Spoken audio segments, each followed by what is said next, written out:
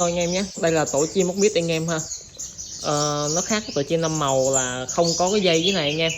Tổ chim ốc mít làm rất là tròn anh em, ở trong nó sẽ có một lớp bông gòn anh em ha. Cái này bông có mấy cái lá cỏ bay bay rất là mềm anh em, cái miệng rất là tròn anh em ha.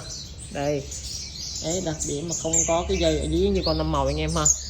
Ốc mít làm rất là chỉnh chu luôn, tròn vo anh em. Tổ này 2 con anh em nhé. Đây rất là đẹp. Tổ này thì em mới bắt sáng nay anh em. Đấy, chưa chịu ăn anh em ơi. Tổ này thì nó phải khoảng tầm đâu giờ chiều bắt đầu mình mới cho ăn được anh em, tại vì nó quen nó bố mẹ nó rồi. Đây em ơi. Vậy đi cả nhà coi này con ơi. Cưng lắm nha anh em.